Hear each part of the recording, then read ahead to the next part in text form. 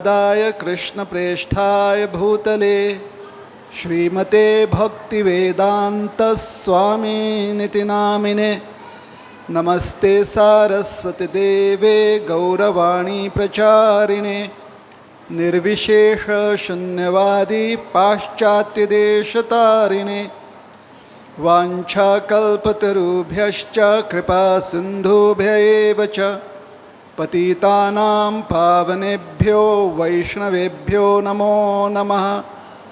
जय श्री कृष्ण चैतन्य प्रभु नित्यानंद श्री अद्वैत गदाधर श्रीवासादि गौर भक्तवृंद। हरे कृष्ण कृष्ण कृष्ण हरे हरे, हरे राम राम राम हरे हरे। हरे कृष्ण। तो आप जितने भी भक्त यहाँ पर हैं कथा श्रवण करने के लिए जो यहाँ उपस्थित हैं, सबसे अनुरोध है कि पूरा ध्यान आप कथा पर दें और अगर किसी प्रकार से आपके फ़ोन पर किसी का कॉल आता है तो शांति से उठकर बाहर जाकर आप अटेंड कर लीजिएगा।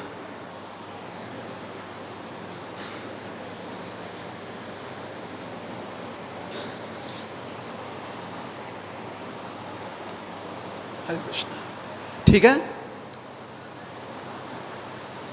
तो फ़ोन आप लो वॉल्यूम पर रखिए या फिर साइलेंट पर रख लीजिए और बाकी ध्यान यहाँ पर रहने दीजिएगा। आज गौड़ीय पंचांग के अनुसार वैशाख शुक्ल चतुर्दशी है।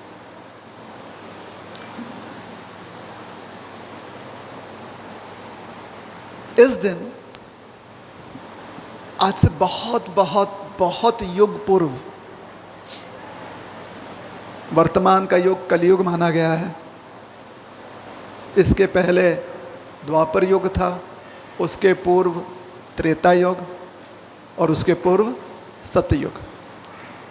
तो सतयुग में वैशाख शुक्ल चतुर्दशी के दिन सूर्यास्त के समय भगवान श्री नरसिंहदेव भगवान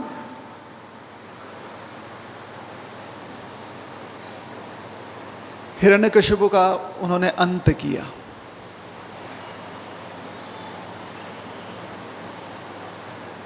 तो ये सूर्यास्त श्री भगवान अवतार लेकर जब दुष्टों का अंत करते हैं और भक्तों की रक्षा करते हैं, ये विश्वास दिलाने के लिए प्रकट हुए, तो वह समय काल था सूर्यास्त।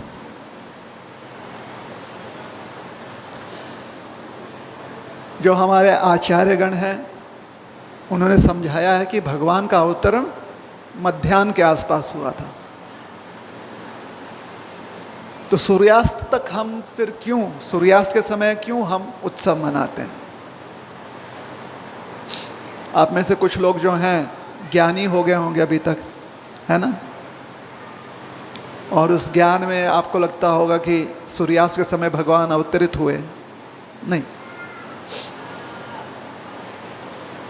मध्याह्न के आसपास अवतरित हुए। फिर आराम से 3-4 घंटा, पूरा 2 प्रहर जो है भगवान ने युद्ध किया। जैसे आपने महाअवतार नरसिम्हा में देखा है ना,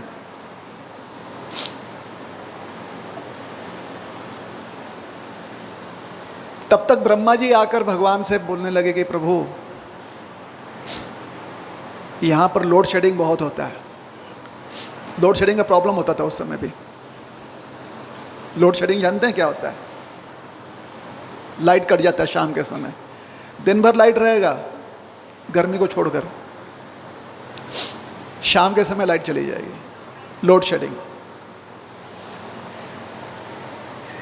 तो भगवान ने कहा, ब्रह्मा जी ने भगवान को आकर एक संदेश भेजा, मैसेज कर दिया कि शाम का समय हो रहा है, शाम के समय में इसकी ताकतें और बढ़ जाएंगी।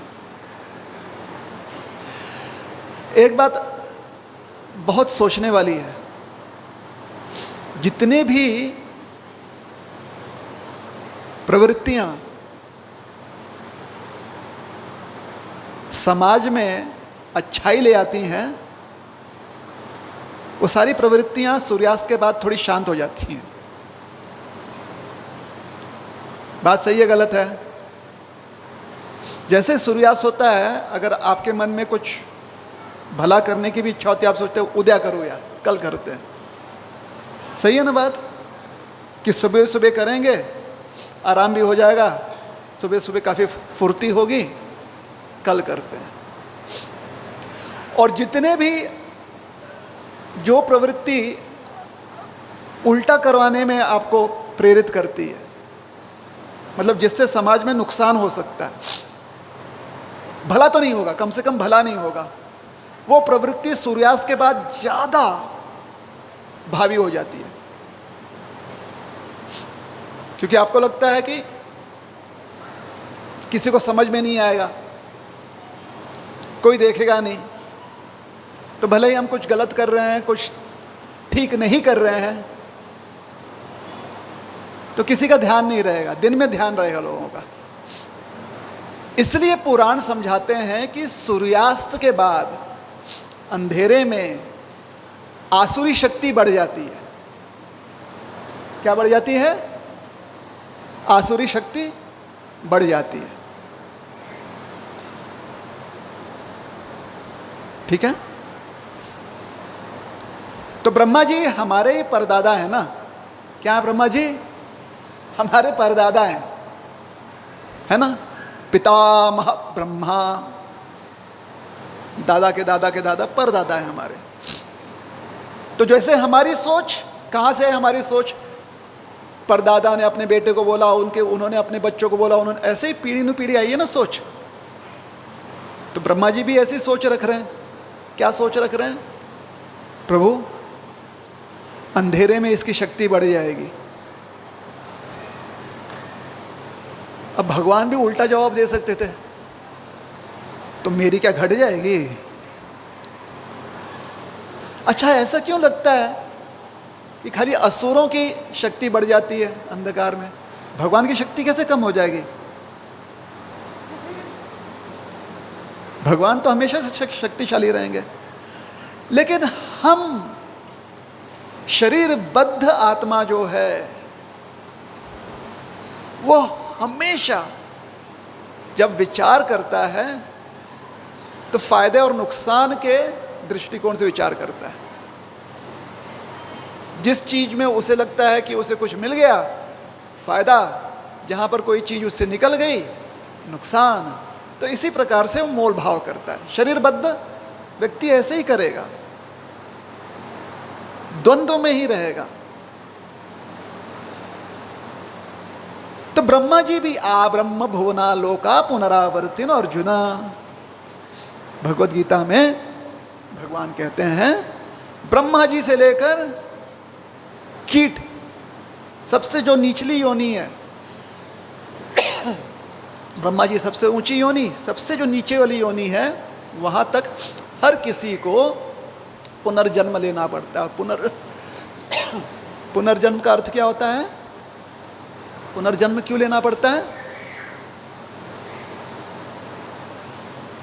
पुनर्जन्म का मतलब समझ में आता है क्या है?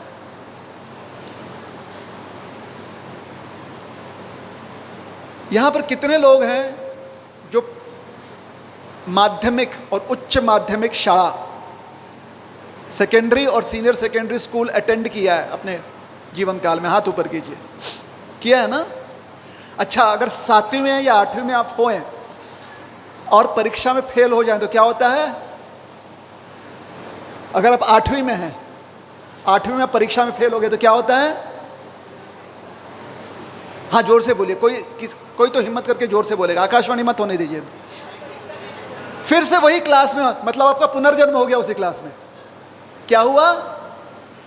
पुनर्जन्म, पुनर्जन्म किसका हुआ? सातवीं में जो फेल हो गया। तो अगर ब्रह्मा जी से लेकर जो सबसे छोटी योनि है सबका पुनर्जन्म हो सकता है, तो कारण क्या होगा पुनर्जन्म का? फेल, नापास। पास होना चाहिए था, पास नहीं हुए, फेल हो गए। अच्छा लगा उदाहरण? कितने लोगों ने उदाहरण पहली बार सुना है? हाथ ऊपर कीजिए। पुनर्जन्म, 7वीं क्लास में कहा पुनर्जन्म होना, ताली तो बजाए।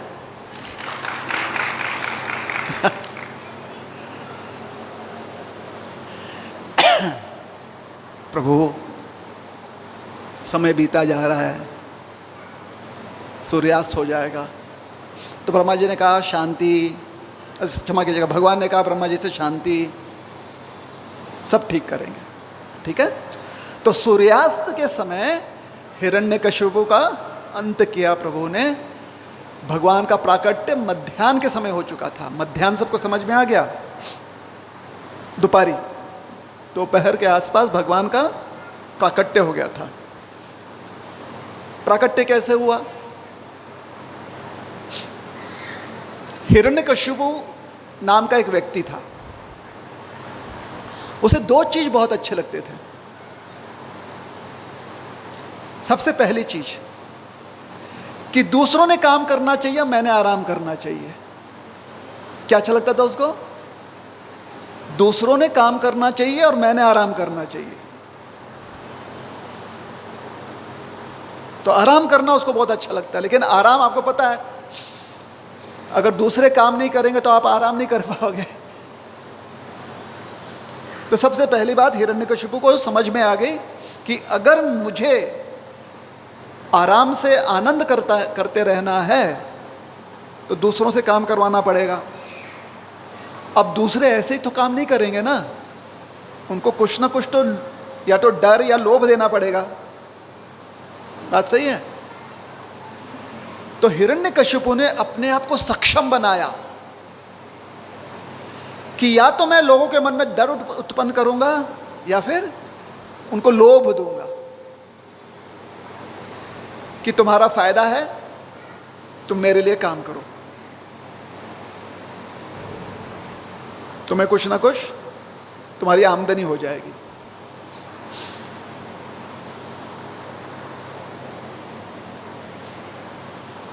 फिजिक्स, ये फिजिक्स था यहां पे। सेंटर ऑफ ग्रेविटी बदल जाएगा ना।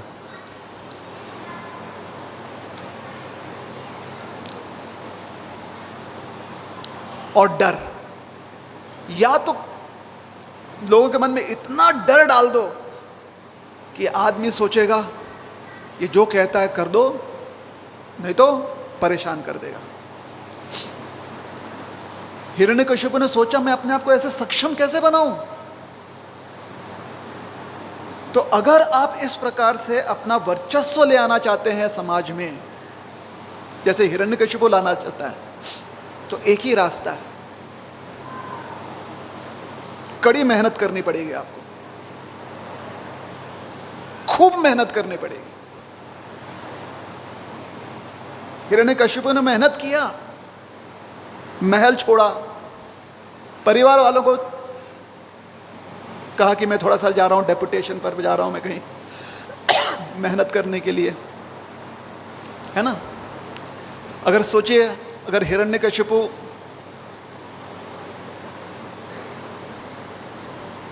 संभाजी नगर में रहते हैं तो परिवार वालों को क्या कहा?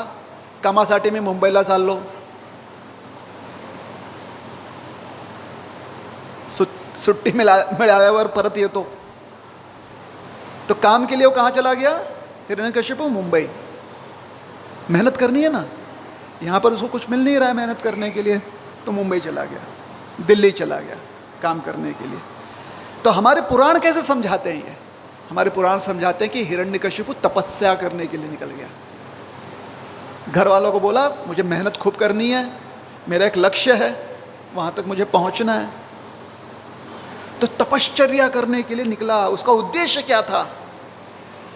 मैं अपने आप को इतना सक्षम बना लूं, मेरे पास इतनी शक्ति, इतना धन, इतना ऐश्वर्य होना चाहिए कि जिनको मैं डरा धमका कर काम करवा सकूं, उनके मन में डर डाल दूं, और जिनको लोभ देकर मैं अपने लिए काम करवा सकूं, उनके मन में उनको ऐसा कुछ लोभ उत्पन्न करूं।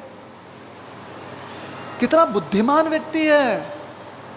आप ऐसे बुद्धिमान व्यक्ति को जब आप पढ़ते हो, आपको लगता है कि हाँ, हिरण्यकशिपु तपस्या करने के लिए 10,000 वर्ष के लिए तपस्या।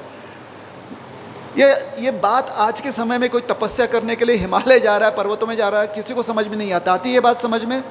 आप लोग हिमालय पर्वतों में कब जाएंगे? 3 रात 4 दिन का कुछ पैकेज होगा तभी जाएंगे। बात सही है गलत है? इसके अलावा कोई जाता है क्या? म्हणून आपल्याला ते कळतच नाही की हा व्यक्ति का चालला तिथे। बस नई कथा है, अपने बच्चों को भी वही सिखाते हैं हम। वो चला गया तपस्या करने के लिए, वो एक पैर पे खड़ा हो गया। बच्चे बोलते कशाला, क्यों, लेकिन एक पैर पर क्यों? अगर उसे तपश्चर्या करवाना तो हमारे स्कूल भेजो ना, रोज का क्लास अटेंड करेगा, उससे जो बड़ी तपस्या कुछ नहीं है। तो पुराण क्या समझा रहे हैं, यह समझना बहुत आवश्यक है। तभी आप उन उदाहरणों को, उन कथाओं को आत्मसात कर पाओगे। नहीं तो कथा किसी और जगत की, ब्रह्मांड की लगेंगी हमें, किसी और ब्रह्मांड की कहानी है, पैरेलल यूनिवर्स चल रहा है वहां पर, ऐसा लगेगा। तो हिरण्यकशिपु को क्या बात समझ में आई? मुझे चाहिए कि दूसरे लोग काम करें, मैं आराम करूं। ये पहली बात। उसके लिए मुझे क्या करना पड़ेगा? अपने आप को सक्षम बनाना पड़ेगा, मुझे शक्ति। तो ये 2 चीज जो है उसके जीवन में ये प्रायोरिटी थी। ये 2 चीज उसको पूरी तरह से समझ में आ गया था कि मेरे जीवन में बहुत आवश्यक है। एक, अपना प्रभाव बढ़ाना। दूसरा, आराम करना। आराम करने वाली ये जो वृत्ति है, उसी को हमारे पुराण कह रहे हैं इस कथा के संदर्भ में कशिपु। क्या कह रहे हैं? कशिपु। कशिपु का मतलब होता है आराम से पैर फैलाकर सो जाना। कशिपु, कशिपु का मतलब होता है तकिया, पैर फैलाकर आराम से सो जाना। और अपना प्रभाव, प्रभाव तभी होगा जब मेरे पास शक्ति होगी, मेरे पास धन होगा। तो उसे धन की बहुत हमेशा से लोभ रहता था, लोभ रहती थी उसकी। लोभ होता है, हाँ, लोभ होता है उसको, लोभ था। धन, धन को हमारे इस पौराणिक कथा में शब्द दिया गया हिरण्य। कशिपु, हिरण्य। धन अर्थात प्रभाव और आराम, इसलिए उसका नाम। आपको लगता है कि किसी कोई भी माँ बाप अपने बच्चे का नाम कशिपु रखेगा? माँ बाप ने बहुत सुंदर नाम रखा था, कश्यप उन्हीं के पुत्र थे, तो अच्छा नाम रखा होगा। कश्यप गोत्र के हैं, लेकिन वो नाम किसी को याद नहीं रहा। कौन सा नाम याद रह गया? हिरण्य कशिपु। उसी नाम से वो प्रसिद्ध हो गए। तो अपने उद्देश्य को पूर्ण करने के लिए हिरण्यकशिपु जी निकले तपश्चर्या करने। उनकी पत्नी थी कयाधु। जब तपस्या करने निकले, अब आप अपना वर्चस्व कहीं पर स्थापित करना चाहते हो, एकदम आप शुरू कर रहे हो, नए नए शहर में आए आपको शहर का पूरा ढांचा पता नहीं है, तो आप स्टडी करते हो, आप देखते हो कि इस शहर में मैंने कैसे अपना वर्चस्व बनाना है। फिर आपको समझ में आता है कौन से लोग पहले से वर्चस्व बना के रखे हुए हैं। तो हिरण्यकशिपु पहले व्यक्ति नहीं थे इस ब्रह्मांड के जो अपना वर्चस्व बनाना चाहते थे संसार में। और भी लोग थे जो संसार में अपना वर्चस्व बनाकर रखना चाहते थे, लेकिन वो दूसरों को तकलीफ नहीं देना चाहते थे। उन्होंने सोचा कि आपस में मिलजुल कर हम काम करेंगे और आपको भी फायदा होगा और मेरा भी वर्चस्व बना रहेगा। जो इस प्रकार से आपसी मेल जोल में अपना वर्चस्व बनाते हैं, जो अपने योग्यता को स्थापित करते हुए अपना वर्चस्व बनाते हैं, उनको हमारे शास्त्र कहते हैं देवता। क्या कहते हैं? देवता। देवता वो हैं जिनका हमारे ब्रह्मांड में वर्चस्व है, उनको हम आराधते हैं, उनका हम नमन करते हैं, लेकिन वो मिलजुल कर काम करते हैं कि उनका भी भला हो और हमारा भी भला हो। सह यज्ञ प्रजा सृष्ट्वा पुरोवाच प्रजापति। गीता में भगवान समझाते हैं कि आप मनुष्य और देवता मिलजुल कर काम कीजिए।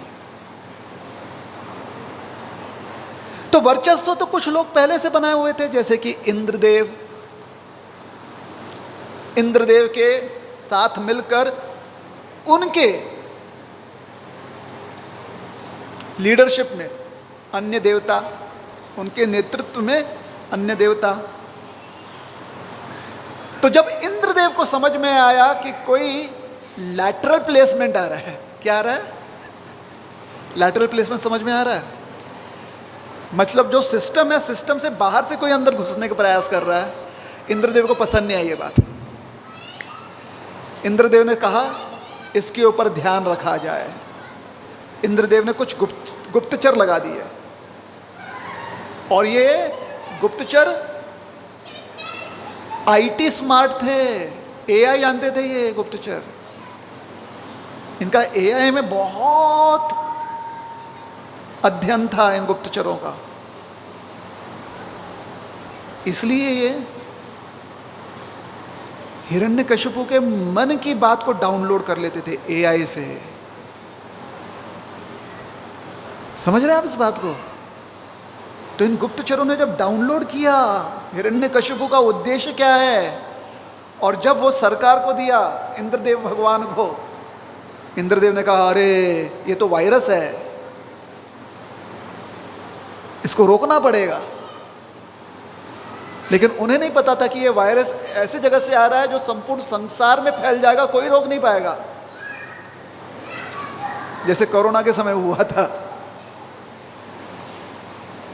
इंद्रदेव हताश हो गए। उन्होंने सोचा इसको तो नहीं रोक सकते हम, लेकिन इसको कमजोर बना सकते हैं। कैसे कमजोर बनाया जाए? तो हिरण्यकशिपु की धर्मपत्नी कयाधु गर्भवती थी। इंद्रदेव ने सोचा यही मौका है, यही मौका है संसार के, हमारे समाज के जो नियम है, उस नियम के अंतर्गत बीएनएस है ना, भारतीय न्याय सर्विस सिस्टम संहिता, भारतीय न्याय संहिता।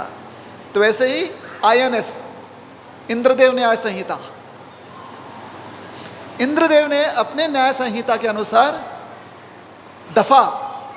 दफा कुछ न कुछ के अधीन जाकर कयाधु को गिरफ्तार कर लिया। अब कयाधु अपने महल में रह रही है, गर्भवती है। हिरण्यकशिपु ने कयाधु को अकेले तो नहीं छोड़ दिया था कि मैं चला तपस्या करने के लिए, तू जाकर अब भीख मांग, दूसरों के घर पे जाकर बर्तन मांझ, ऐसा तो नहीं छोड़ा था ना। अच्छा खासा बैंक बैलेंस रखे गए थे, बहुत सारे सिक्योरिटी गार्ड्स रखे हुए थे। लेकिन आया कौन वहां पर सारे सिक्योरिटी गार्ड्स को हटाने के लिए? सरकारी पुलिस। इंद्रदेव के पुलिस जनता वहां पर पहुंच गई।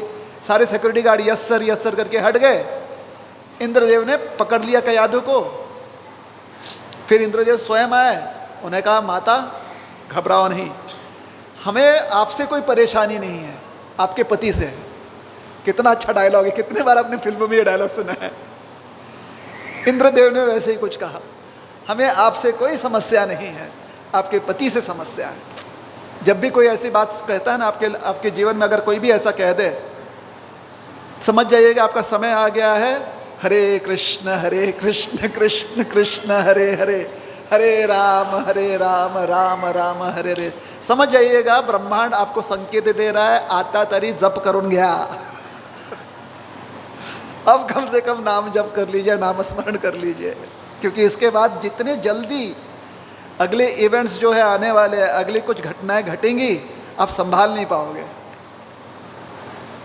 इसलिए हमेशा बच के रहना। कोई ऐसा शब्द कह रहा है ना, उसको बोलना गुड़ गया गुड़ गुड़ बड़ा।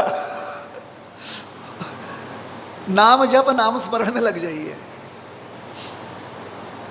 कयादू बिचारी, अब इंद्र जैसा ऐसा एकदम पूरा यूनिफॉर्म में व्यक्ति आ गया है, साथ में कर्मचारी सारे जितने उनके सिक्योरिटी गार्ड्स हैं सब जो है जी हुजूर करके खड़े हैं।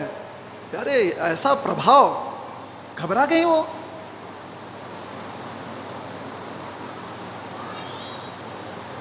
इंद्रदेव ने सोचा ये गर्भवती है। अपना कुछ न्याय संहिता में से कुछ ना कुछ उन्होंने एक दफा निकाला, कुछ ना कुछ उन्होंने एक नियम निकाला, जिसके अनुसार अगर कयाधु को हम अभी मार देंगे तो योग्य होगा, ऐसा अर्थ निकल सकता है। उन्होंने सोचा कयाधु गई, अभी तक बच्चा जो जन्मा नहीं है, बच्चा भी गया। हिरण्यकशिपु पूरी तरह से एकदम टूट जाएगा, ए मेरी पत्नी, मेरा बच्चा, मैं जा रहा हूँ, संन्यास ले रहा हूँ, सब कुछ संसार में सब माया है। इंद्रदेव सोच रहे थे ऐसे दशा, यहाँ तक हम उसको ढकेल देंगे, शायद हिरण्यकशिपु जो है टूटकर पूरी तरह से बिखर जाए। तब तक एंट्री किसका होता है? किसका एंट्री होता है अभी? देखो मैंने कहा था ना, आप लोग बहुत ज्ञानी लोग हो। उस व्यक्ति का एंट्री होता है जो आपको नारायण प्रदान कर सकते हैं। नारद, जो भगवान नारायण आपको सुपुर्द कर सकते हैं। अगर नारद मुनि यहां पर आ गए, हमको खाली ये कहना है, हमारे हाथ आपके सामने ऐसे खुले हैं, नारद मुनि यहां पर नारायण हमको प्रदान करके चले जाएंगे। इतनी क्षमता है नारद मुनि। लेकिन अभी तक पिछली 2-3 पीढ़ियों ने नारद मुनि का इतना उपहास कर दिया है कि नारद मुनि कभी कभी हमारे रिपोर्टर बन जाते हैं। लोग कहते हैं कि वो रिपोर्टर हैं, जर्नलिस्ट हैं, इधर की बात उधर करवाते हैं, या सिर्फ एक क्या है, जोकर।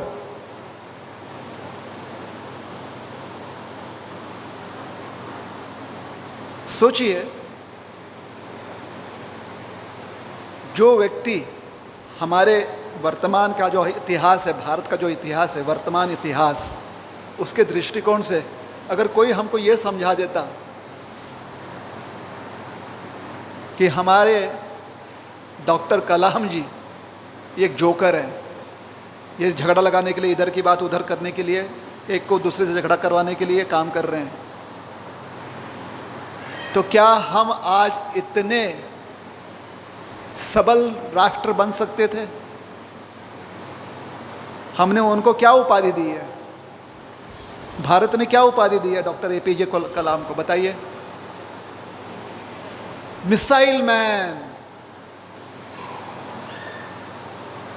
आज किसी की हिम्मत नहीं है कि भारत की ओर नीच दृष्टि से देखे।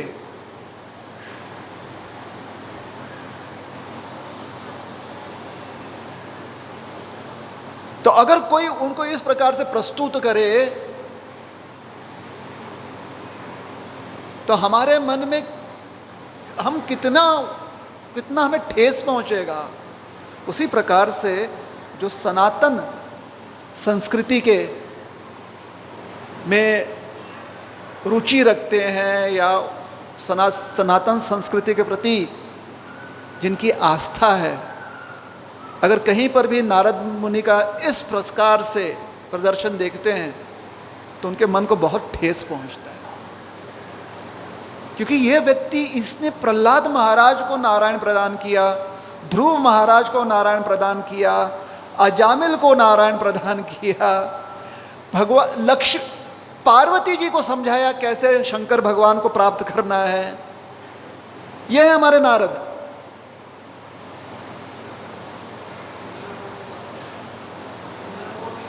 इंद्र को भी कितना समझाया, मतलब जिनका पूरा जीवन लोगों को समझाने में चला गया कि कैसे आपको भगवान नारायण का आश्रय लेना चाहिए, वो कैसे विदूषक हो सकते? नहीं हो सकते। उनका स्वभाव बड़ा प्रेमल है।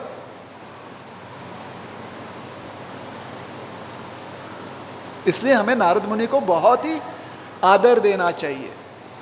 तो नारद मुनि उस समय आ गए और नारद मुनि ने सिर्फ बड़े प्रेम से एक ही वाक्य कहा इंद्रदेव से, और इंद्रदेव उनकी बात तुरंत समझ गए। ये इंद्रदेव की क्षमता है। हमारे इंद्रदेव इतने बुद्धिमान हैं। यहां पर किसी कारण की वजह से उन्होंने कयाधु को जो है बंदी बना लिया था, और समझ में आ सकता है कि क्यों किया था उन्होंने, क्योंकि पूरा देवलोक से लेकर 3 लोक उनको संभालना है, तो कहीं ना कहीं से प्रेशर आता है। और अंततः गत्वा वो भी तो इंसान ही है ना।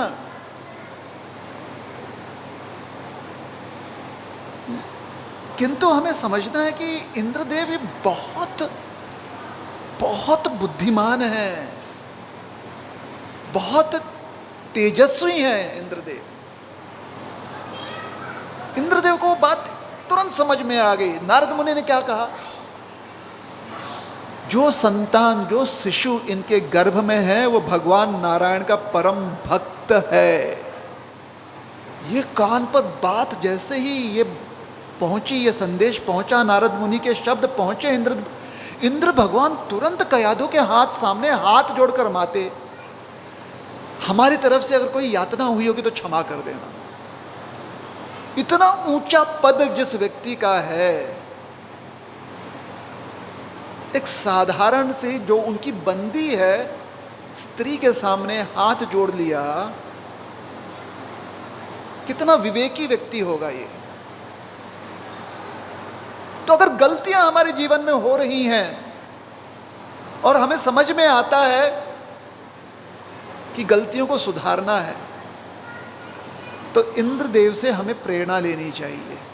इस कथा में हमें उदाहरण देना चाहिए कि जिस प्रकार से इंद्रदेव ने तुरंत कयाधु से क्षमा मांगी और उनकी रक्षा की,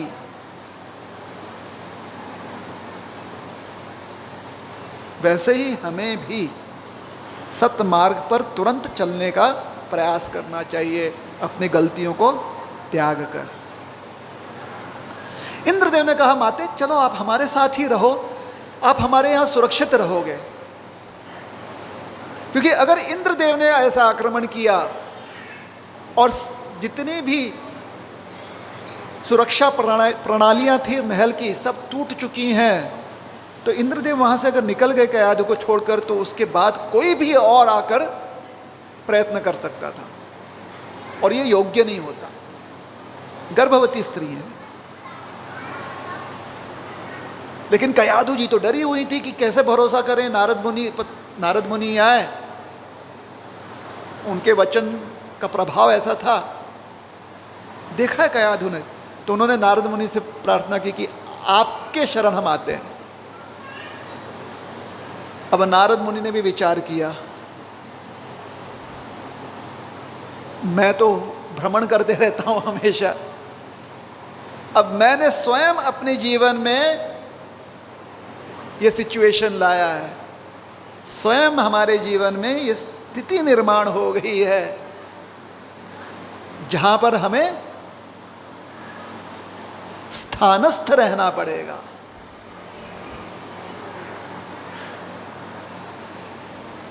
नारद मुनि के जीवन में ये लाइफ चेंजिंग एक डिसीजन था। जो व्यक्ति ज़्यादा कभी भी कहीं पर भी स्थान पर रहता नहीं, अब उसको एक स्थान पर रहना है। नारद मुनि ने यह विचार नहीं किया कि मेरे जीवन में क्या क्या एम्बिशंस हैं, कौन कौन सी मेरी महत्वाकांक्षाएं हैं, वो इतनी आवश्यक नहीं है। इस गर्भ में जो भगवान का भक्त है उसको कैसे सुरक्षित रखूं, उसके प्रति कैसे सेवा करूं, उसके लिए मैं स्थानस्थ हो जाता हूं। सेवा में इतनी शक्ति होती है कि आपकी कितनी भी प्रवृत्तियां जो आपको मजबूर कर देती हैं, वो सारी प्रवृत्तियां, वो सारी मजबूरियां एक क्षण में चली जाती हैं अगर आप मन लगाकर सेवा करते हो तो। इसलिए अपने जीवन में हमें सेवा भावना लेकर आना है। सेवा का अर्थ होता है सर्वप्रथम अपना भला करो। क्या करो? बड़ा ही रेवोल्यूशनरी चीज बोलने जा रहा हूं, ध्यान से सुनिएगा। नहीं तो आप बोलेंगे ये स्वार्थ नहीं है क्या? सेवा का अर्थ होता है सबसे पहले अपना भला करो, क्योंकि जब आप संतुष्ट होगे तब आप दूसरों का भला कर पाओगे। जो व्यक्ति स्वयं में संतुष्ट नहीं है वो दूसरों का भला करना भी चाहे तो पूरी तरह से नहीं कर पाएगा। तो सेवा का अर्थ क्या होता है? पहले स्वयं को संतुष्ट करो, लेकिन सिर्फ वहीं तक, उतने हद तक हमें कार्यस्थ नहीं रहना है, सिर्फ उतना ही काम नहीं करना है। हम अपने आप को इसलिए संतुष्ट कर रहे हैं ताकि हम दूसरों की मदद कर सकें, नहीं तो स्वयं को संतुष्ट करके कोई अर्थ नहीं है। इंद्रियां कभी आपको संतुष्ट नहीं होने देंगी। जो व्यक्ति सिर्फ स्वसंतुष्टि के लिए प्रयास करता है वो इस संसार में सबसे विचलित व्यक्ति होता है। लेकिन जो अपने आप को इसलिए शांत और संतुष्ट रखना चाहता है ताकि वो दूसरों की सेवा कर सके, वही इस संसार में स्थित प्रज्ञ हो सकता है।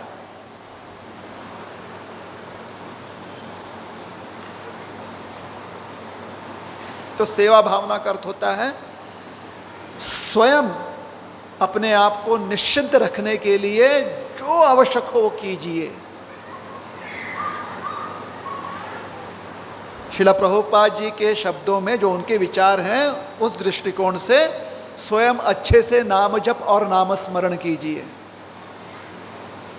तभी परिवार वालों को आप, समाज के लोगों को आप, रिश्तेदारों को आप, स्वजनों को आप संतुष्ट कर पाओगे, उनकी मदद कर पाओगे। अगर आप अच्छे से स्वयं नाम स्मरण नहीं कर रहे हैं,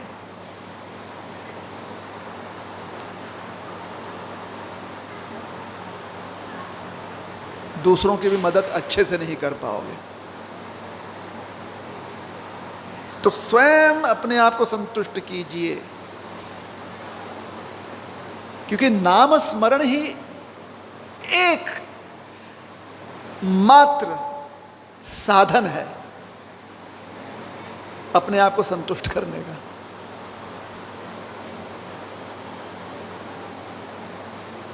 गीता महात्म्य में शंकराचार्य जी हमसे कह गए हैं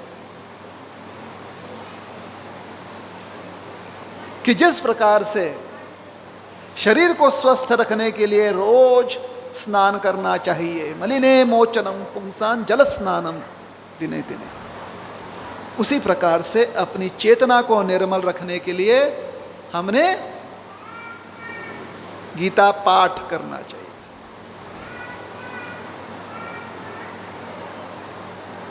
गीतोपदेश को आत्मसात करना है, अर्थात नाम स्मरण करना है।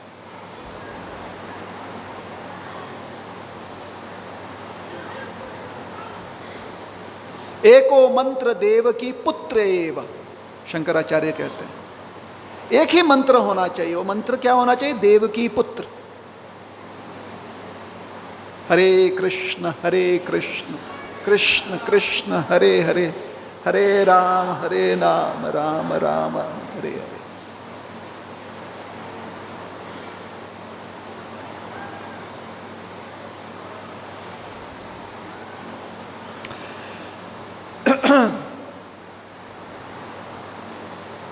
तो नारद मुनि जो हैं अपने आश्रम में ले आए कयाधु को।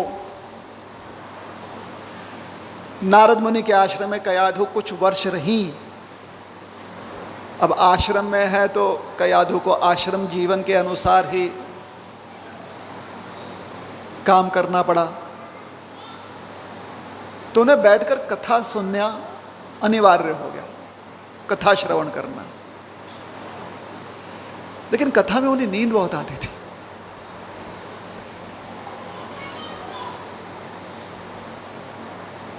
श्रीमद् भागवतम जी समझाते हैं कि कभी कभी कथा में उनका ध्यान भटक जाता था या उन्हें नींद आती थी, लेकिन गर्भ में जो उनकी संतान थी वो ध्यानपूर्वक कथा श्रवण करता था। और प्रहलाद महाराज का ये जो प्रसंग उल्लेखित है, उसी के आधार पर आज भी हम गर्भधान संस्कार में ये बहुत महत्वपूर्ण मानते हैं कि जो गर्भस्थ स्त्री है उसने भगवत कथा श्रवण करना चाहिए, भगवत नाम श्रवण करना चाहिए, क्योंकि उसका लाभ शिशु को मिलता है। उदाहरण, कयाधु जब गर्भस्थ थी तब प्रहलाद महाराज ने श्री नारद मुनि के मुखारविंद से कथा श्रवण किया।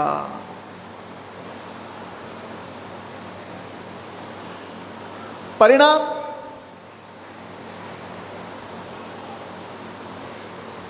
जन्म से ही प्रहलाद महाराज भगवान विष्णु के भक्त निकले। भगवान विष्णु के भक्त अपने आप को भगवान विष्णु के सेवक समझते थे, भक्ति में उनका मन लगता था। हिरण्यकशिपु वापस लौटे, तपस्या कर कर वरदान मिल गया था उनको ब्रह्मा जी से।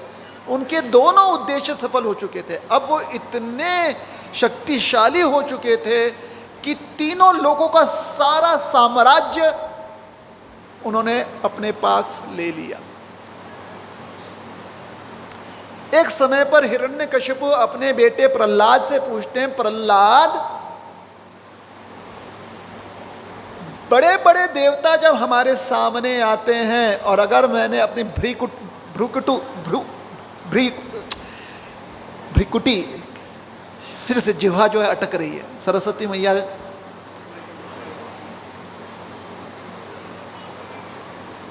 भ्रिकुटी जो है थोड़ा सा उसको ऊंचा उठाता था, ऐसे करता था, तो सारे देवता कांपने लगते थे। किसी देवता की हिम्मत नहीं होती थी कि मेरे सामने आंख उठाकर खड़े रहे। प्रहलाद, तुम सिर्फ मेरे सामने निश्चिंत खड़े ही नहीं हो, तुम्हारे चेहरे पर मुस्कान भी है। इतना कॉन्फिडेंस कहां से आता है तुमको? ये देवताओं के पास इतना कॉन्फिडेंस नहीं है। और वास्तव में कोई देवता हिरण्यकशिपु के सामने थोड़ा भी मुस्कुराता नहीं था। उसे लगता था मुस्कुरा दिए। एक दो देवताओं ने ऐसा किया, महाराज तुरंत कटघरे में डालो, परेशान करो इसको। दो तीन उदाहरण ऐसे स्थापित हो गए, जितने भी देवता सामने आते थे हिरण्यकशिपु ने जोक भी, अगर कुछ जोक करते ही नहीं थे वो, लेकिन किसी ने अगर जोक, उनका कोई सहयोगी है, जोक कर दिया, कुछ चुटकुला सुना दिया, क्या मजाल देवताओं की वो चुटकुला समझने का प्रयास करे। वो समझने का ही प्रयास नहीं करते थे कि कहीं हंसी ना आ जाए। हंसी आ गई तो हिरण्यकशिपु बोलेंगे, चलो कटघरे में ले जाओ, दो चार चपेटे लगाओ इनको नाखून उखून उखाड़ो, ऐसा कुछ तो करवा देते थे वो। डर का माहौल। अग्नि से कहते थे, अग्नि सब कुछ कैसा चल रहा है? महाराज सब ठीक है। यज्ञ हो रहे हैं कि नहीं हो रहे हैं? बिल्कुल महाराज हो रहे हैं। जो आहुति पहुंचाई जाती है यज्ञ में, किसके नाम से पहुंचाई जाती है? अग्निदेव बोलते महाराज जिसके भी नाम से पहुंचाई जाए वो आप तक ही मैं पहुंचाता हूं, किसी और के पास नहीं जाता है। मतलब सारा टैक्स सीधा इंद्रदेव के पास। मतलब कोई वाटर डिपार्टमेंट वाले के पास कुछ नहीं जाना है, सब एक ही आदमी, होम मिनिस्टर, डिफेंस मिनिस्टर, सब कुछ वो हिरण्यकशिपु।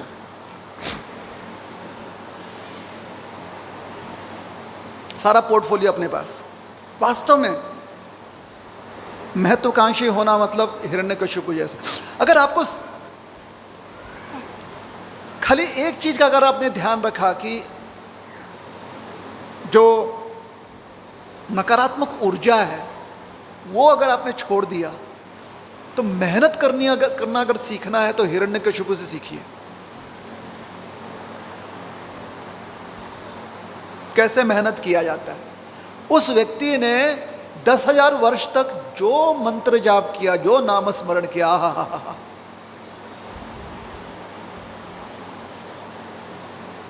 10,000 वर्षों तक एक भी मंगल आरती मिस नहीं किया उसने।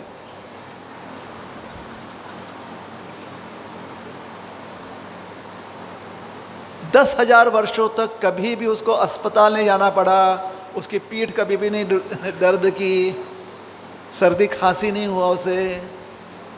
हाँ, सिर्फ कंकाल बच गया, सारा रक्त उसका सूख चुका था, आंखें धस चुकी थी, चमड़ी उसकी गल चुकी थी, मांसपेशियां गायब हो चुके थे, खाली हड्डियां बच चुकी थी।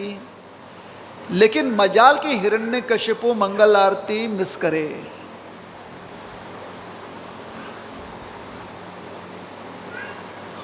मजाल उसकी कि थोड़ा सा हिरण्यकशिपु सोच, पीठ के लिए कुछ ले लेता हूं, थोड़ा कमर में पट्टा बांध लेता हूं, कट्टा होता है ना, वेस्ट बैंड, गले में कुछ तो रख लेता हूं।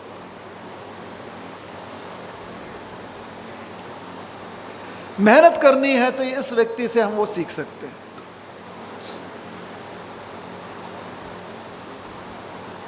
नहीं तो कितने भी हमको लोग इस समाज बोल दे आप कितना तपस्या करते हो, मन में ये सोचना चाहिए हिरण्यकशिपु जितना किया क्या मैंने 10,000 वर्षों तक?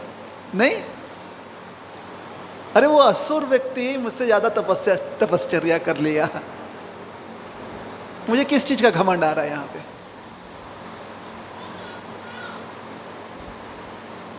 अपने आप सारा अहंकार चूर चूर हो जाएगा।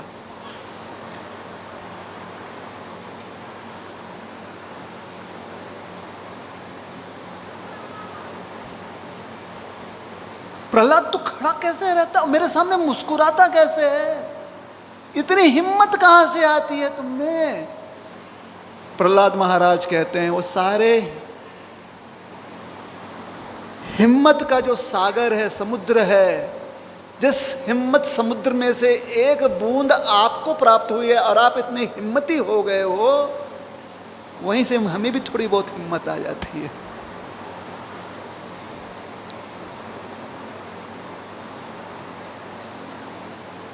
हिरण्यकशिपु को लगने लगा कि मेरे ही परिवार में और एक पावर सेंटर बन रहा है।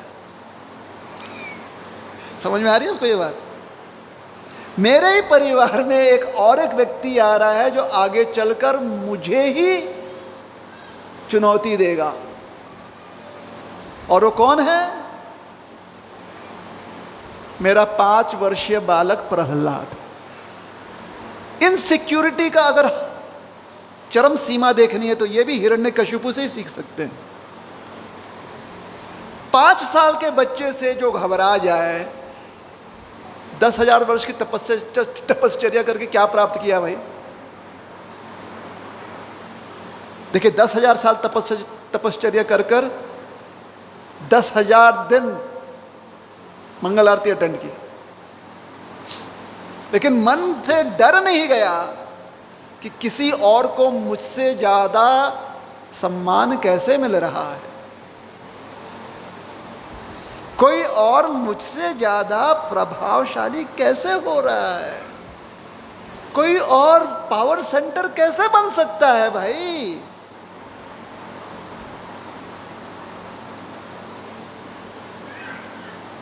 ये मेरा सौरमंडल है, यहां पर मैं सूर्य हूं, बाकी ग्रह मेरे चारों ओर घूमने चाहिए। जब तक ब्लैक होल ना आए तब तक दूसरा सेंटर नहीं हो सकता यहां पे।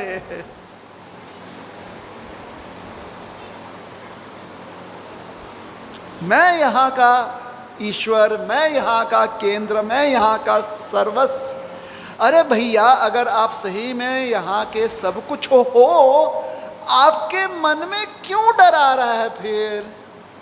क्योंकि आपको कहीं ना कहीं जब आप अकेले एकांत में रहते हो तो आपके मन में ये डर आ जाता है, क्या मैं सही में शहंशाह हूं क्या?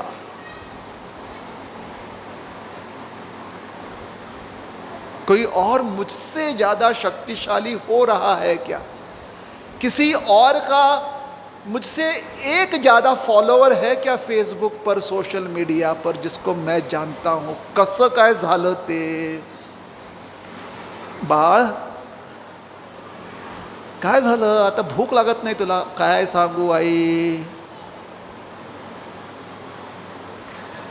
दीदीच्या फॉलोअर्स माझ्यापेक्षा जास्त झाले, म्हणून भूक लागत नाही आता. खतम.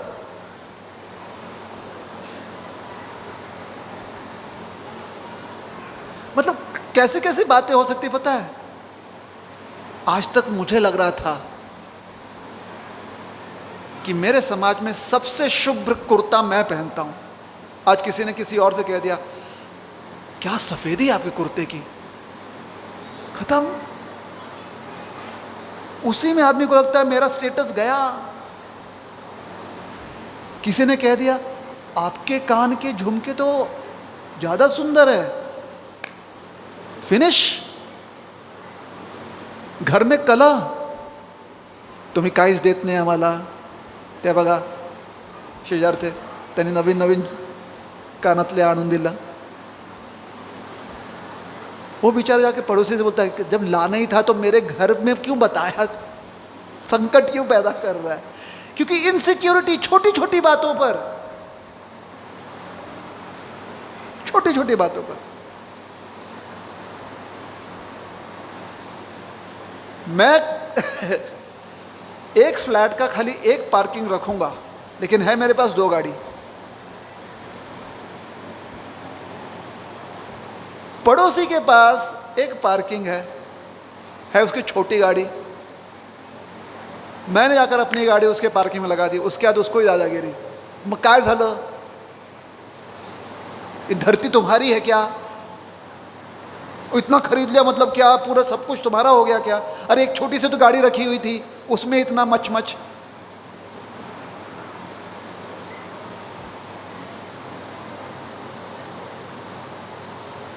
छोटी सी गाड़ी के लिए और एक पार्किंग आप भी ले लेते, मिल रहा है तो. मेरी एक पार्किंग, आपकी एक पार्किंग. मेरे पास एक बड़ी गाड़ी एक छोटी गाड़ी, आपके पास नहीं है, तो मेरी छोटी गाड़ी का अधिकार है कि आपके पार्किंग का छोटा स्पेस मेरी छोटी गाड़ी नहीं लेना चाहिए. आप अगर इस बात से कन्विंस हो, कोई दुनिया साक्षात भगवान विष्णु भी आ जाए तो आपको कन्विंस नहीं कर पाएंगे. आपने एक बार ये बात मान ली कि हे असंच आहे, झालं.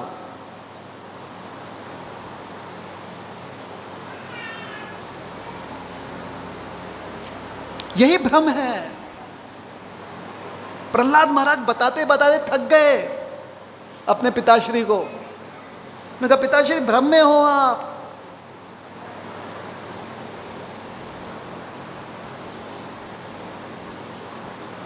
प्रहलाद महाराज ने बंबईया भाषा में कहा, पिताजी. हिरण्यकशिपु ने प्रहलाद को एक बार अपने पास बुलाया. हाँ, संदेशा भेजा. जो बोर्डिंग स्कूल था ना, बोर्डिंग स्कूल के टीचर्स को, शिक्षकों को संदेशा भेजा कि मेरे बच्चे को ले आओ, मुझे पता करना है, मैं आपका एकमात्र स्पॉन्सर हूँ बोर्डिंग स्कूल का, तो मेरा बच्चा कैसे सीख रहा है पता तो चले. तो लेकर आ गए. शंड और अमर को उनके टीचर लेकर आए. अच्छा, यहाँ पर कितने लोग हैं जो नरसिंह कथा बिल्कुल नहीं जानते हैं? हाथ ऊपर कीजिएगा। अरे बहुत लंबी कथा है, यह बीच बीच में से मैं प्रसंग सुना रहा हूँ। अब 7वां स्कंद श्रीमद् भागवतम जरूर अध्ययन कर लीजिएगा, या फिर महान अवतार नरसिम्हा पिक्चर देख लीजिए।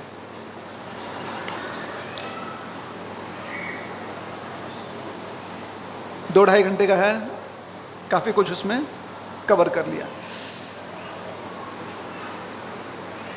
तो प्रहलाद को बुलाया गया, टीचर्स लेकर आ गए। अब इनको भी लाना चाहिए, तो प्रहलाद को कहाँ लेकर जाते? जब हिरण्यकश्यप अपने घर में है तो घर में लेकर जाते नहीं। इन्होंने भी क्या सोचा, हम भी दिखाएंगे कि हम कितना मेहनत कर चुके हैं। जो हमारा मेन स्पॉन्सर है, ट्रस्टी, उसके बेटे का हमने कितना विशेष ध्यान दिया। सीधा दरबार में लेकर सबके सामने, बच्चा हमारा नाम रोशन करेगा। उन्होंने तो यह भी सोच लिया था कि इसके बाद इसका नाम ही रखेंगे प्रहलाद रोशन, हमारा नाम रोशन कर दिया। वहां पर बात उल्टी पड़ गई। दूसरी बार ऐसा गलती नहीं किया, दरबार में नहीं लेकर आए, दरबार में लेकर गए। महाराज ने पूछा, बेटा दूर क्यों खड़े हो, आ जाओ मेरे गोदी में बैठो। प्रहलाद आगे गोदी में बैठे।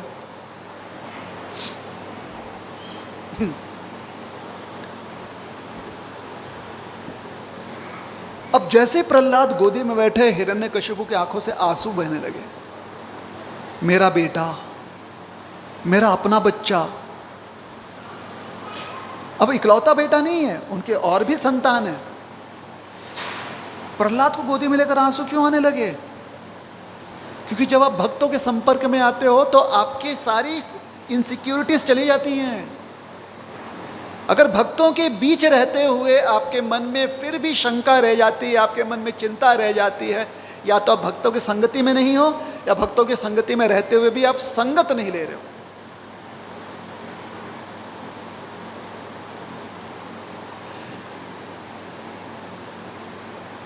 हमारे यहां पर चलता है रुपया, भारत में रुपया है ना, रुपीस, बात सही है। अमेरिका में चलता है, क्या है करेंसी? डॉलर। आज के समय पर अमेरिका का $1 मतलब कितना भारतीय रुपया? 95 हो गया है, थोड़ा अपडेट हो जाओ। 95 हो गया अभी, है ना, 95। आज से 15 साल पहले की बात है। उस समय हम मुंबई मंदिर के आश्रम में रहा करते थे, संभाजी नगर आते थे, फिर वहाँ पर जाकर रहते थे। हमारे मंदिर के ठीक सामने एक दूध डेयरी नहीं, वो दूध का बूथ था। बूथ होता है ना, दूध सुबह सवेरे लोग दूध लेने आते हैं, पैकेट का दूध रखता है। तो दूध के साथ साथ कुछ और रखता था सामान, जैसे थम्स अप, लिम्का, ये थोड़ा बहुत सामान रखता है, छोटी सी। हमारे एक भक्त आए थे अमेरिका से। अब उनको लगा कि भारत आए हैं तो दूध पीना चाहिए। सवेरे सवेरे वो चले गए सामने बूथ पर, उन्होंने एक पैकेट दूध लिया, पूछा हाउ मच। अब इसको भी उतनी ही अंग्रेजी आई जितना कि इनको समझ में आए। How much? दहा। व्हाट इज दहा? उसको समझ में आया कि शायद ये पूछ रहा है दहा मतलब क्या। 10। अब इनको लगा 10। इन्होंने $10 निकाला। क्या निकाला?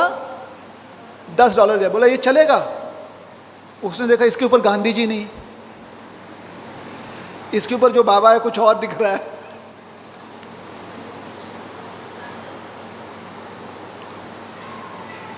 उसने कहा नहीं चलेगा। इंडियन रुपया। तो एक समझदार व्यक्ति वहां पर थे, उन्होंने देखा व्हाट हैपेंड, क्या हुआ? बोला देखो ना, इसको बोल रहा है 10 रुपया, पता नहीं कौन सा 10 रुपया दे रहा है, यहां पर नहीं चलता ये। उसने कहा घबराओ मत। उसने कहा वेट,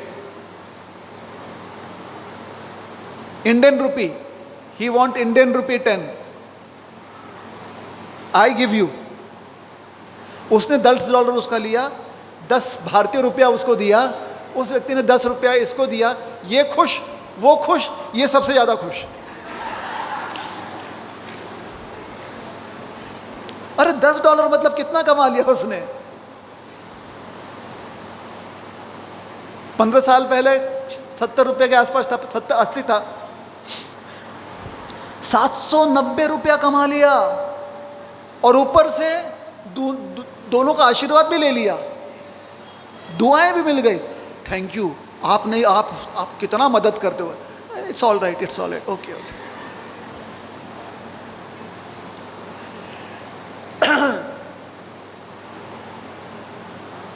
ये कहानी क्यों सुनाई हमने आपको? कुछ उद्देश्य होगा ना इसका।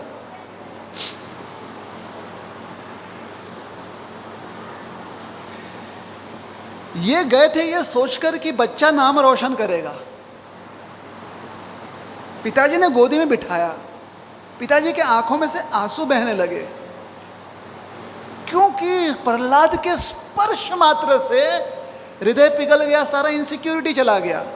मन में जितनी भी शंकाएं हो सकती हैं, जितना भी मन में किसी भी प्रकार का कलमश हो सकता है, सब निकल गया, क्योंकि भक्तों के संगति से ये लाभ मिलता है।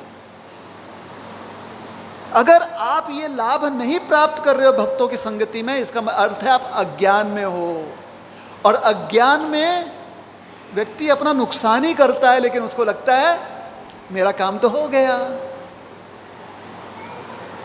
जो अमेरिका से आया था वो अज्ञान में था, जो दूध वाला था वो अज्ञान में था, फायदा कोई और निकाल के चला गया। आप अज्ञान में रहोगे, आपको लगेगा कि हम भक्तों के साथ बैठकर जप कर रहे हैं, और फिर कुछ समय के बाद आपके मन में अभी भी चिंताएं रह जाती हैं, तो वही होगा ना, क्योंकि ज्ञान नहीं है। संगति का लाभ क्या होता है? संगति का लाभ ये होता है कि आप सारे दुख कलमशों से मुक्त हो जाते हो। संगति का लाभ। नहीं तो हमारे तुकाराम महाराज की कहानी है ना, कि महाराज एक बार कीर्तन रात भर एकादशी का कर रहे थे, एक एक करके सब कोई निकल गए, एक ही आदमी सामने बैठा था। महाराज ने कहा आप धन्य हो, रात भर हम कीर्तन किए, आपकी संगति मिली, आपके जैसा भक्त मिला, तपस्वी मिला, अच्छा लगा हमें। बोले महाराज आप क्या बोल रहे हो, काहीच कळत नहीं, काही समझत नहीं। आप जिस आसन पर बैठे हो, हमारी घरवाली ने कहा था जब तक ये आसन वापस घर लेकर नहीं आते तब तक घर नहीं आना। आम्ही विचार करतोय बुवा कधी उठतोय, कधी मी आसन घेतोय आणि घरी जातोय, आणि तुमचं तसंच कीर्तन सुरू आहे। लाभ किसका हो गया? महाराज का हो गया। महाराज ने रात भर कीर्तन किया, उस आसन का भी लाभ हो गया। वो निर्जीव आसन भी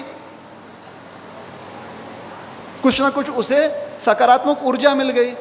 लेकिन ये व्यक्ति को क्या लाभ मिला? उसको तो वो तो रात भर खाली इसी चिंता में था, काय कधीपर्यंत चालतंय, कधी संपतंय, काय कसं चालणार, घरी जाऊ की नहीं जाऊ, चिंता में ही रह गया। वो संगति में रहकर भी उसकी चिंता नहीं गई। उसी प्रकार से अगर हम संगति कर रहे हैं, सत्संग कर रहे हैं, लेकिन अगर हमारी चिंता नहीं जाती, हमारे इनसिक्योरिटीज नहीं जाते, तो हम भी उसी व्यक्ति के जैसे की घरी गेल्यानंतर आता काही ना काहीतरी करावंच लागणार आपल्याला, दुसरं काहीतरी तो प्रपंच आहे ना, उसमें फिर रह जाते हैं।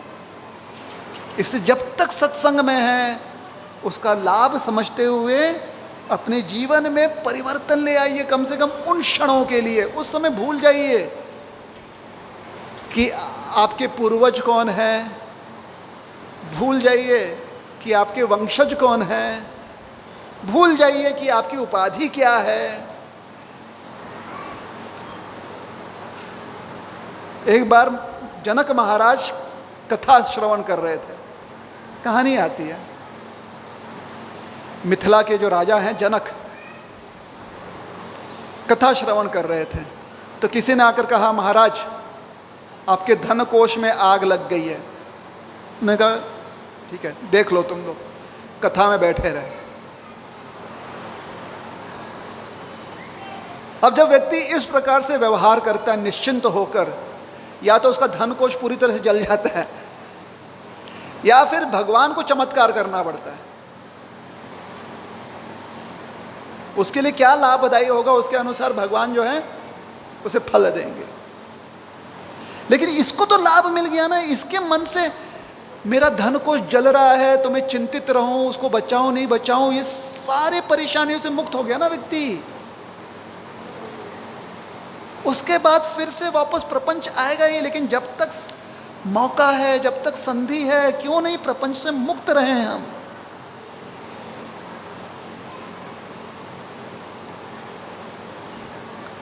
तो प्रहलाद के संगति से हिरण्यकशिपु के मन पर प्रभाव पड़ गया। हिरण्यकशिपु स्पर्श करते ही प्रहलाद महाराज के रोने लगे। वो भूल गए कि वो राजा हैं, वो भूल गए कि उनका इतना दबाव रहना चाहिए सब पर। बेटा तुम क्या सीखे?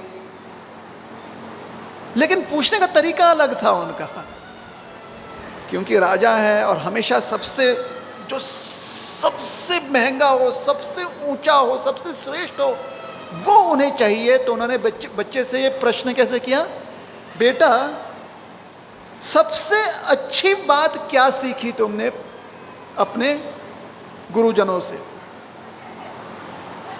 अब प्रहलाद महाराज ने सोचा कि मेरे गुरुजन तो नारद मुनि भी हैं, षंडरमर्क भी हैं।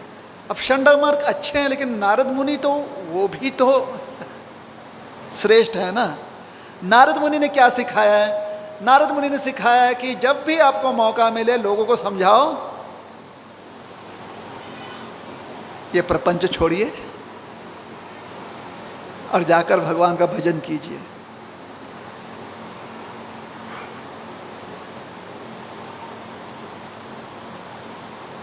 प्रहलाद महाराज ने अपने पिता से यही कहा, वनम गतो यद हरिम आश्रयेत, वन में जाइए, भगवान का आश्रय लीजिए।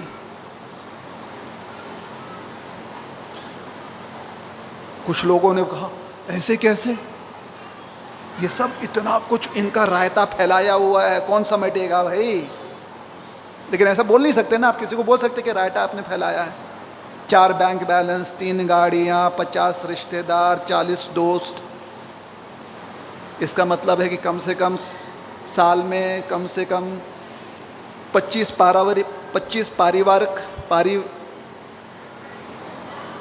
पारिवारिक त्यौहार नहीं अटेंड किए तो समस्या, अटेंड किए तो पैसा खर्चा, सब करना है। ये तो आप बोल नहीं सकते। तो बोलने का तरीका क्या होता है? ये सब अंधा कुआं है। क्या है? अंधा कुआं। आज तक आपके परिवार वालों ने ऐसी कोई बात कभी कही है कि इसके बाद हमको आपसे कुछ नहीं चाहिए, हो गया हमारा? जितने बार भी बोला thank you thank you thank you, बहुत बहुत धन्यवाद, आपने हमारी मन की बात जो है समझ ली और हमें दे दिया। गारंटी है 7 दिन के बाद नई मन की बात होगी, जैसे हमारे मोदी जी करते हैं ना मन की बात। कुछ नई बात उनको करनी पड़ती है मन की बात में, नई मन की बात जरूर आने वाली है उनके। आप उनसे पूछोगे 1 हफ्ता पहले तो आपने कहा था बस और कुछ नहीं चाहिए लाइफ में, उसका क्या हुआ? उल्टा जवाब भी आपको सुनना पड़ेगा। अच्छा 1 हफ्ते पहले जो हमने थाली बना कर दिया था वो काफ़ी नहीं था कि खाने के लिए, कि रोज रोज फिर से खाना है आपको?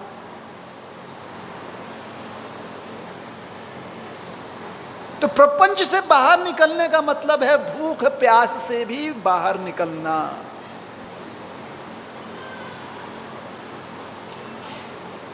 अगर आपको 1 करोड़ रुपया दिया जाए ना और कहा जाए कि 1 हफ्ते आप भूखे प्यासे रहो, बहुत 1 करोड़ आजकल थोड़ा कम है, 10 करोड़, काफी लोग प्रयास करने का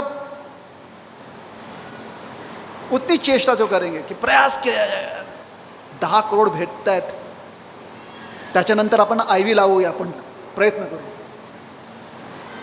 कुछ खाना नहीं, भूखे रहना।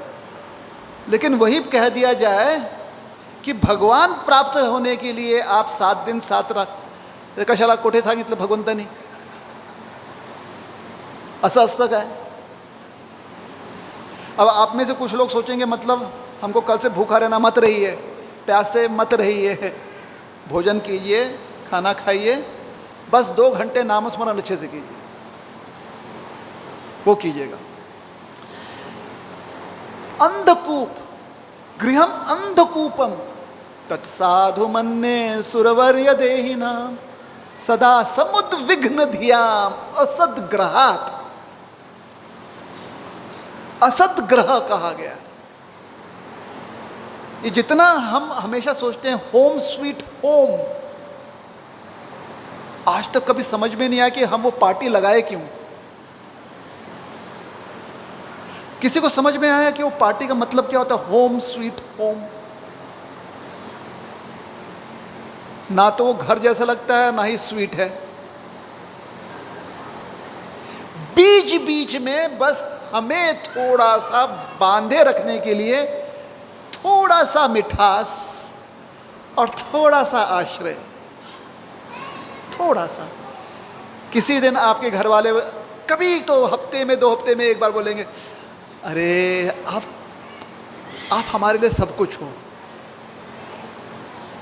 वो जैसे चातक पक्षी रुका रहता है ना, एक स्वाति नक्षत्र का, कान तरस जाते हैं सुनने के लिए, लेकिन जैसे वो सुनते हैं स्वाति नक्षत्र का जो बूंद चातक को मिलता है, वो चातक इतना संतुष्ट होता है, वो कहता है अगला 1 साल डेडिकेट किया मैंने, 1 साल जो है रुका रहूंगा, वो जरूर आएगा और एक बूंद। उसी प्रयास में हमारा पारिवारिक जीवन निकलता है, ऐसे ही निकलता है। और ये सिर्फ व्यास आसन से कहने वाली बात नहीं है, हर कोई जानता है। इसके ऊपर कितने चुटकुले बना चुके हैं आप। चुटकुले बनाए कि नहीं बनाए इसके ऊपर, हंसते भी हैं इसको लेकर। लेकिन कितना भी ये समझ में आ जाए, हमारे जीवन में परिवर्तन नहीं आता। क्यों नहीं आता है? प्रभुपाद जी इसका बहुत सरल सा उदाहरण देते हैं, समझाते हैं कि कुछ चीज़ों के लिए हमें लगता है कि इसकी जिम्मेदारी हमारी है। इसको प्रभुपाद जी कहते हैं त्वचा रोग, स्किन डिजीज। कहते हैं कि अगर बाहर आपको यहाँ पर बैठे हैं और आपको सुनाई पड़े कि कुछ टूट गया, जैसे कोई गाड़ी गिर गई है, किसी गाड़ी को किसी ने धक्का लगा दिया, तो जिनकी जिनकी गाड़ियां यहाँ पर है सबसे पहले दौड़ेंगे। और जब दौड़ेंगे तो देखेंगे एक गाड़ी गिरी हुई है, माजा है क्या, वाच लो, मेरा नहीं है। जिसका है उसको झूठ मूठ के सहानुभूति हो जाता, कोई बात नहीं, फिर से आएगा, ये नसीब है। और वही हमारी गाड़ी से क्या होता, तो असं कसं काय चालतं का, काय नशीब, काय भाग्य, इथे काही लक्ष देत नाही काय, त्यांनी व्यवस्थित व्यवस्था केली पाहिजे। प्रभुपाद जी कहते हैं कि अगर आपका बच्चा है और उसे कुछ परेशानी होती तो आप ऐसे ज्वालामुखी की तरफ फट जाते हो। किसी के और के बच्चे के साथ ऐसा होता है तो आप खाली उपदेश करते हो, ज्वालामुखी की तरफ हटते नहीं। क्यों? क्योंकि ये मेरा बच्चा है, ये किसी और का है।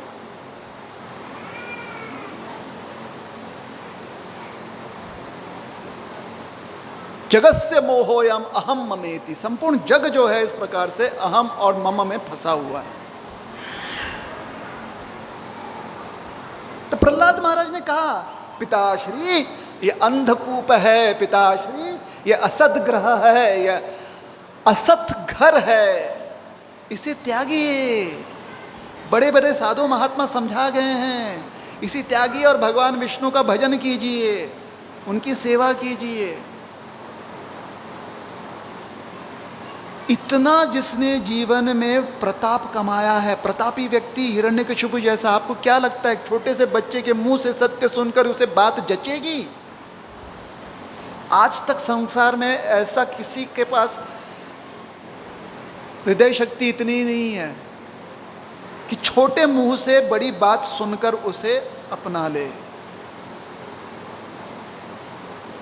जब तक हमसे अधिक सक्षम कोई व्यक्ति हमें उपदेश नहीं करता, तब तक हमें वो उपदेश जचता नहीं। जितना ज़्यादा हम अपने आप को सक्षम समझते हैं, क्वालिफाइड समझते हैं, उतनी ही कम हमारी क्षमता हो जाती है उपदेश ग्रहण करने के। तो क्या किया जाए? सक्षम नहीं बनना है, बिल्कुल बनना है, लेकिन अहंकारी नहीं होना है।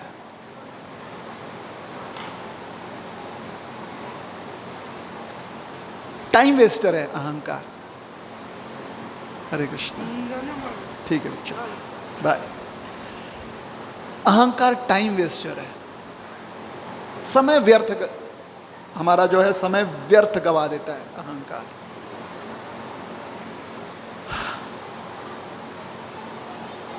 हिरण्यकश्यप ने प्रहलाद को कहा, ऐसे प्रहलाद ये क्या बोल रहे हो?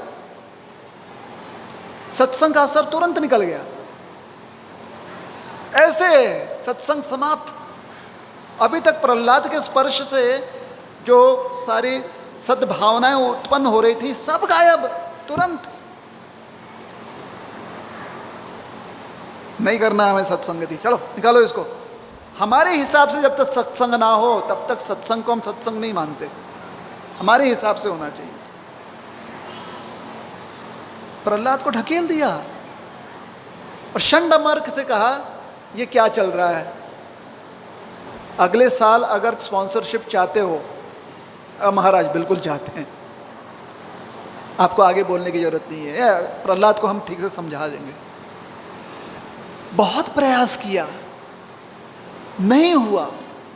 तब हिरण्यकश्यप ने सोचा कि मेरे बच्चे को मैं पीड़ा दूंगा, शायद सुधर जाए। आजकल के समय में बेल्ट निकाल कर मारता है कोई, है ना, थप्पड़ मारता है कोई, घर से बाहर निकाल देता है। हिरण्यकश्यप ने सोचा प्रहलाद को ये सारे चीज काम नहीं आएंगे। प्रहलाद को सांप से डसवाया, अग्नि में फेंका, पर्वत के नीचे दबोचने का प्रयास किया, समुद्र में डुबाने का प्रयास किया। अच्छा क्षमा कीजिएगा, पर्वत के ऊपर से फेंका नीचे घाटी में, खाई में, तलवारों से काटने का, चोट पहुंचाने का प्रयास किया।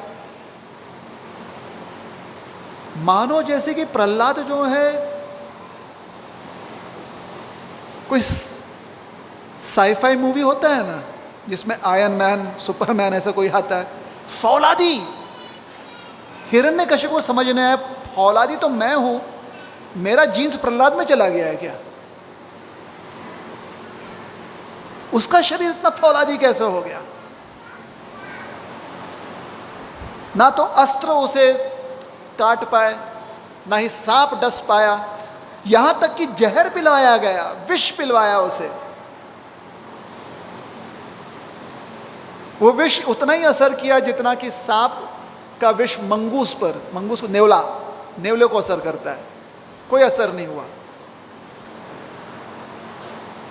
आपको पता है सांप नेवले को भी डसता है कि नहीं डसता है, लेकिन नेवला पर उसका असर नहीं होता। क्यों नहीं होता बताइए? थोड़ा साइंस सिखाएं, साइंस, केमिस्ट्री। विष प्रोटीन्स होता है। क्या होता है? प्रोटीन। और हर एक के शरीर में प्रोटीन को बाइंड करने वाला, पकड़ने वाला कोई ना कोई रसायन होता है ताकि वो पचा सके। जैसे ही आप, हमारे शरीर में वो प्रोटीन बाइंडिंग होता है, जैसे ही हम उसको जुड़ जाता है तो विष का असर हमारे शरीर पर होता है, सब कुछ रुक जाता है। नेवले के शरीर में वो बाइंडिंग रसायन है ही नहीं है, इसलिए विष ढूंढते रहता है, मैं जाऊं तो जाऊं कहां। वो शरीर में घुसता है और किडनी से बाहर निकल जाता है, मलमूत्र में बाहर निकल जाता है, जशी आहे तशी।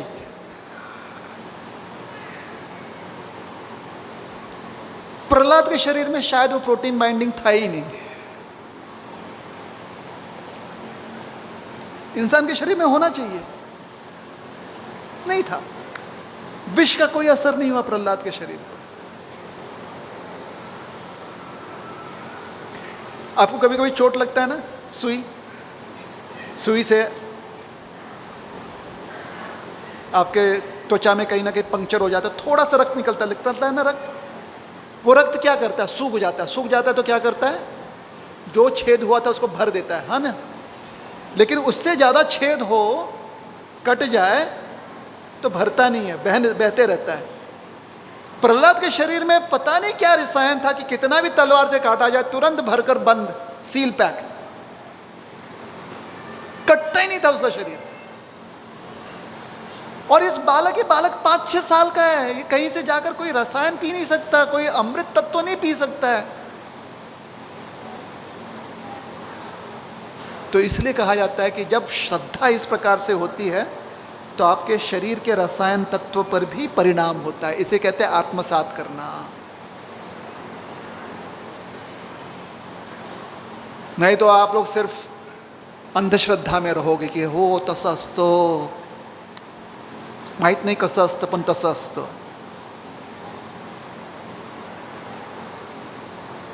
बहुत ही तार्किक समझ है ये। प्रहलाद को कोई मतलब किसी भी अत्याचार का प्रहलाद पर कोई परिणाम नहीं हुआ। अंत में हिरण्यकशिपु को डर लगने लगा। हिरण्यकशिपु ने सोचा मैंने तो अमर होने के इंश्योरेंस पॉलिसी ले ली है, ना तो घर के बाहर मरूंगा, ना घर के अंदर मरूंगा, ना दिन में मरूंगा, ना रात में मरूंगा, ना आग से मरूंगा, ना पानी से मरूंगा, ना अस्त्र से मरूंगा, ना शस्त्र से मरूंगा, ना अग्नि से मरूंगा, ना तो मनुष्य के द्वारा मारा जाऊंगा, ना ही प्राणियों के द्वारा मारा जाऊंगा, ना तो धरती पे मारा जाऊंगा, ना अंतरिक्ष में मारा जाऊंगा। मतलब सारा इंश्योरेंस पॉलिसी ले लिया। लेकिन आप उतना ही इंश्योरेंस पॉलिसी ले सकते हो जितना कि आपको डर लगता है।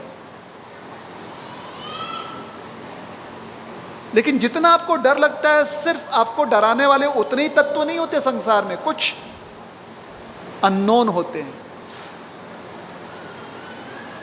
कुछ आपको पता नहीं होता है कि वो आपको डरा सकते हैं, आपको चोट पहुंचा सकते हैं, क्योंकि ये संसार बहुत बड़ा है। तो हिरण्यकशिपु को अचानक डर लगने लगा कि कहीं ये प्रहलाद मेरे मृत्यु का कारण तो नहीं बन जाए।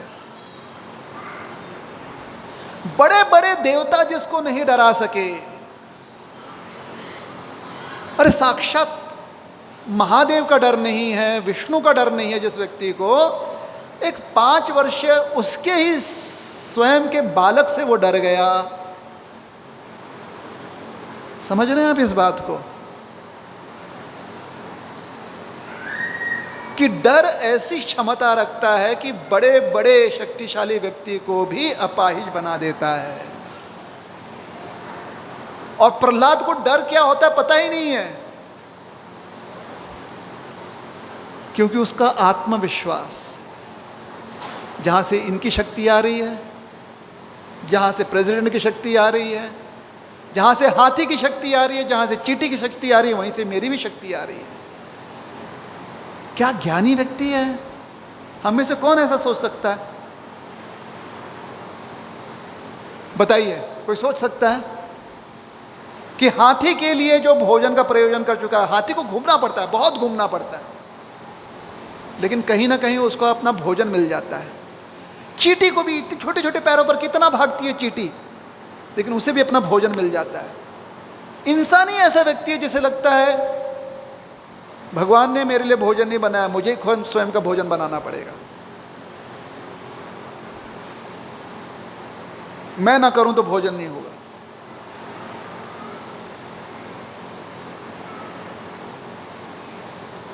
प्रहलाद की ऐसी, प्रहलाद के विचार अलग थे।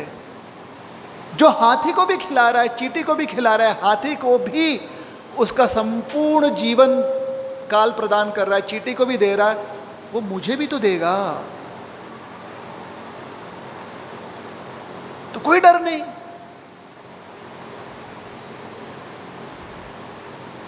तू इतना निडर कैसे है प्रहलाद? तेरे पास इस क्षमता कहां से आ रही इतना निडर होने का? जहां से आपको क्षमता मिल रही है वहीं से मुझे भी क्षमता मिल रही है। भगवान विष्णु, भगवान फिर से उसका नाम ले लिया। हम हर के जीवन में कोई एक ऐसा नाम होगा जो हम सुनना नहीं चाहते। त्याचं नाव घेऊ नका, नाही हिरण्यकशिपु के जीवन में वो एक नाम था विष्णु।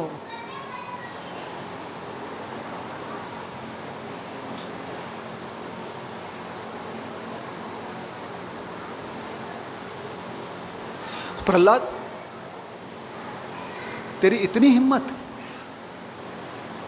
तब तक शंडामर्ग ने कहा महाराज स्पॉन्सरशिप मत बंद करना है। क्या स्पॉन्सरशिप? ये मेरा बच्चा नहीं दूंगा मैं। महाराज एक मौका, हम आपको गारंटी देते हैं आपका बच्चा एकदम जैसा आप चाहते हो वैसा ही आपको मिलेगा। प्रहलाद को लेकर गए फिर से सिखाने के लिए। 4 दिन के बाद फिर से प्रहलाद को लेकर आए, बोले महाराज नहीं सिखा सकते हम। हमें लगा कि ये जो कुछ इसकी सोच समझ है ये किसी और से सीखकर इसकी समझ है, लेकिन अब हमें पूरा विश्वास हो गया कि इसकी विचार पद्धति जो है ये जन्मजात है, ये जन्म से ही ऐसा है। हिरण्यकशिपु ने पूछा प्रहलाद ये सही है? बोले गर्भ अवस्था में नारद मुनि के सब कुछ मैंने श्रवण किया, मैं क्या करूं, बचपन से यही। जिस बच्चे को गर्भ में ही समझ में आ जाए कि भगवान विष्णु की भक्ति सब कुछ है, डिग्री उग्री कुछ नहीं, वो बच्चा बचपन से ही भक्ति करता है और डिग्री उसका सेकेंडरी हो जाता है, अर्थात डिग्री भी वो एकदम टॉपर ही रहता है। लेकिन उसे पता है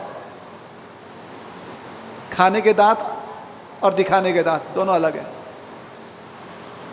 दिखाने के लिए वो डिग्री रखता है, खाने के लिए वो भक्ति करता है। आपको लगा था मैं कुछ और बोलूँगा ना? आपको लगा था कि मैं बोलूँगा वो बचपन से ही भक्ति करता है, बाकी किसी चीज़ की आवश्यकता नहीं। म्हणणार नाही मी तसा, चुकूनही बोलणार नाही तसा, कर्मनिष्ठ राहायचं नेहमी। लेकिन आस्था भगवान पर हमेशा रहनी चाहिए। वो हमें करने दे रहे हैं इसलिए हम कर पाते हैं, और क्योंकि वो हमें करने दे रहे हैं इसलिए हमको करना जरूरी है। कष्ट, परिश्रम, और कैसे करना है? ताकि हम उत्कृष्ट हों उसमें।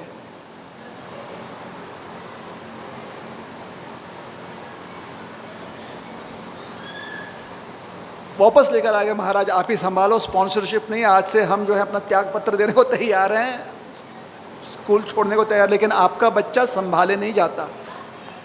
अब जब हिरण्यकशिपु ने देखा कि बच्चा हाथ से जा रहा है तो उन्होंने सोचा जब जा ही रहा है तो पूरी तरह से इसको खत्म ही कर देते हैं ना। तू इतना बोलते रहता है तेरा विष्णु किधर है, तेरा विष्णु बता, ये मेरे पूरे दरबार में किधर है, कहाँ है? बोले सब जगह है भगवान, सब जगह है, तो इस स्तंभ में भी है क्या? अब प्रहलाद ने कहा है। हिरण्यकशिपु को ये बात समझ में ही नहीं आई। हिरण्यकशिपु कह रहे तू बोल कैसे सकता है? इस स्तंभ में कौन रहता है भाई? कौन रहता है स्तंभ में, बताइए ना, कोई रहता है क्या स्तंभ में?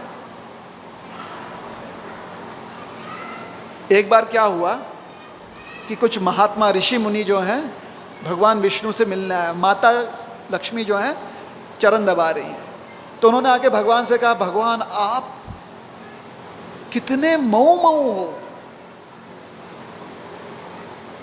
लक्ष्मी जी ने कहा बिल्कुल सही बात है, मेरे हाथ इतने कोमल है, लेकिन मैं जब भगवान के चरण को दबाती हूँ तो उनके चरण जो हैं वो लाल हो जाते हैं, इतने मऊ हैं, इतने कोमल हैं भगवान के चरण।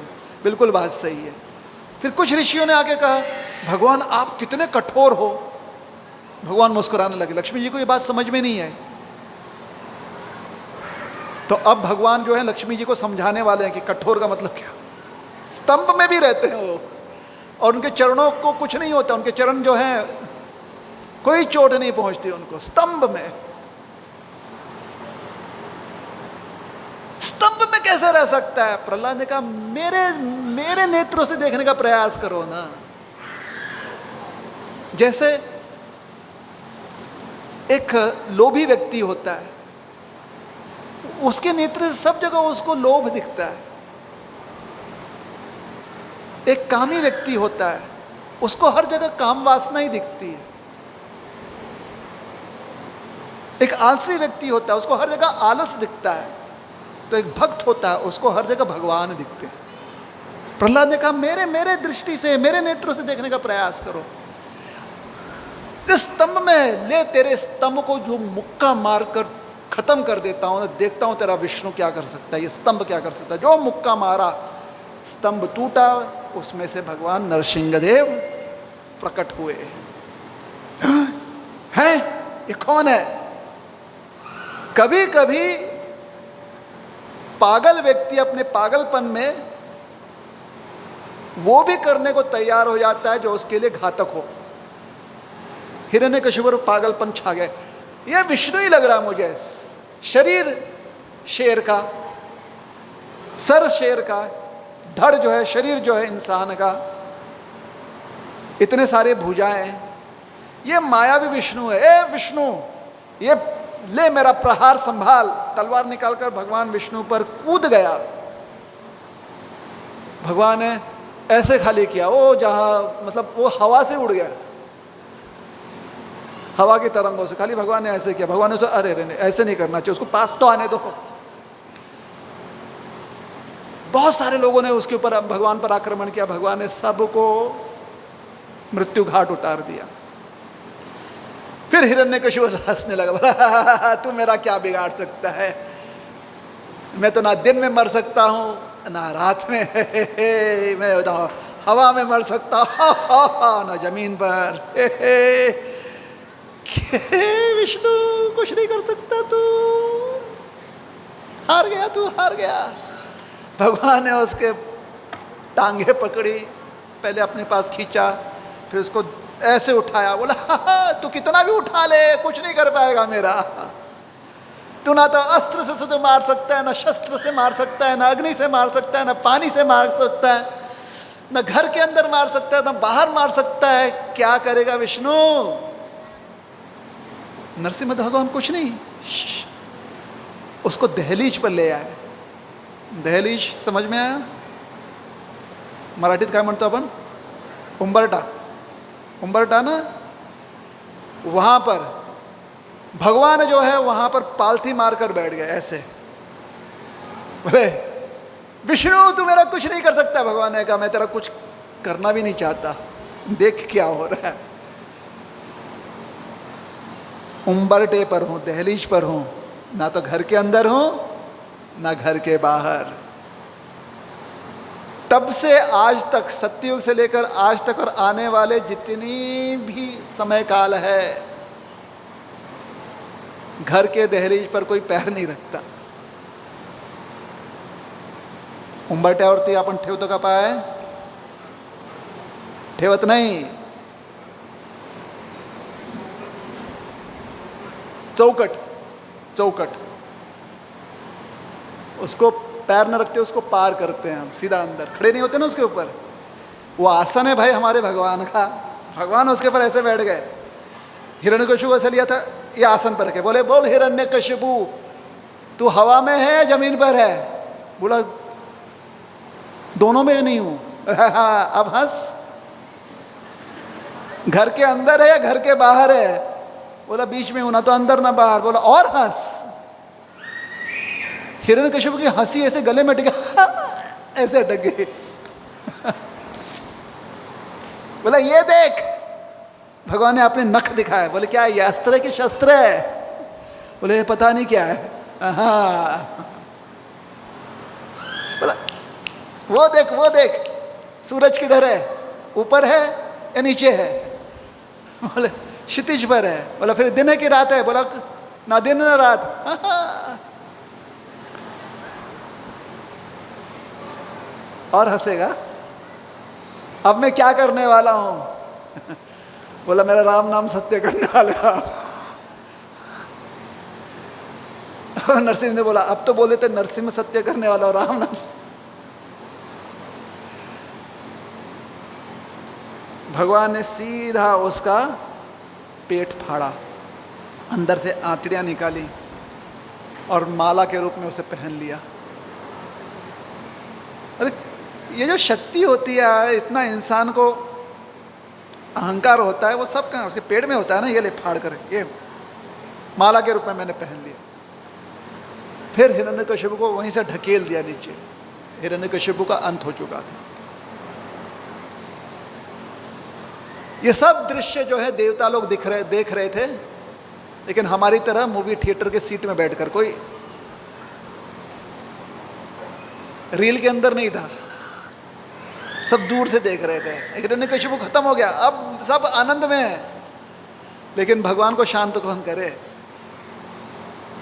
लक्ष्मी जी को बुलाया गया। लक्ष्मी जी ने कहा, हैं तो मेरे स्वामी, लेकिन इतना कठोर रूप मैंने कहीं नहीं देखा।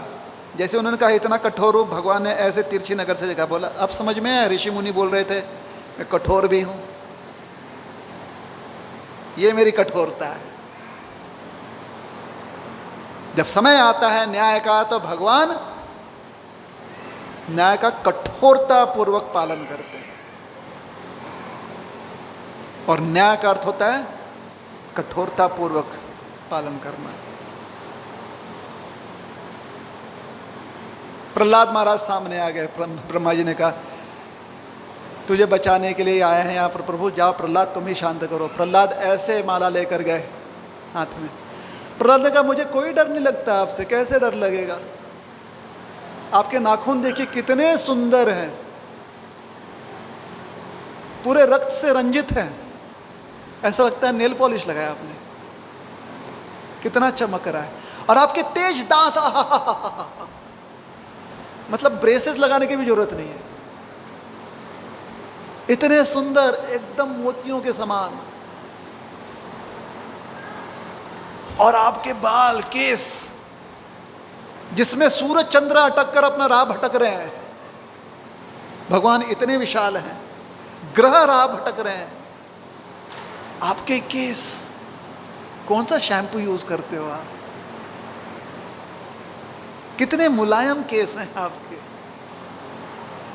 और क्या छाती है एकदम, वाह, जैसे कि शेर की छाती हो। शेर तो हो आप।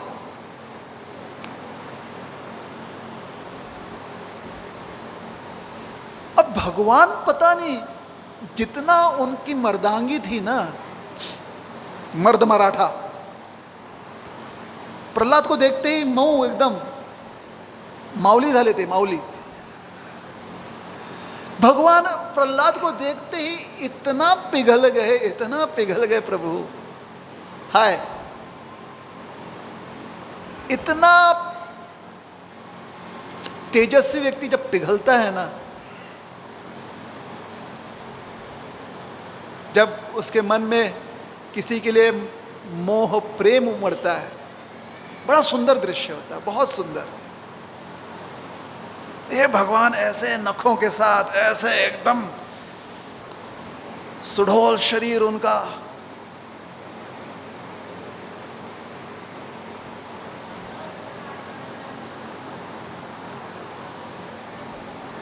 प्रहलाद को देखकर सारा गुस्सा चला गया उनका। उन्होंने प्रहलाद से कहा बेटा इधर आओ, इधर आओ।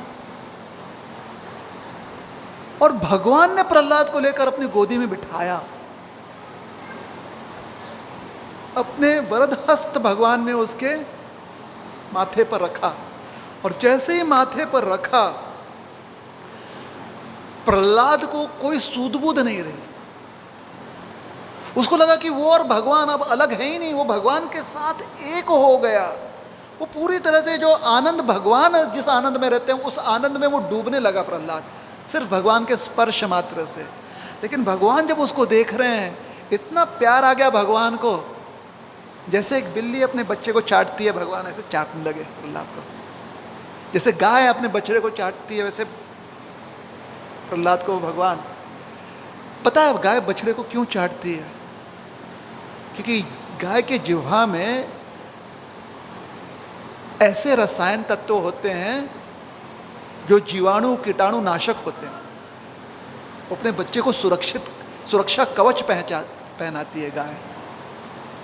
इसलिए ये बात जब जो गौरक्षक जानते हैं, जब वो थोड़े बीमार होते हैं तो गाय के जीभ पर हाथ रखकर अपना हाथ सहलवाते हैं गाय से, या गाय से अपने आप को चटवाते हैं। वो विश्वास ये है कि वही सुरक्षा कवच प्राप्त होगा। गाय में वो शक्ति है, गौ माता में वो भगवान ने वो शक्ति दी हुई है।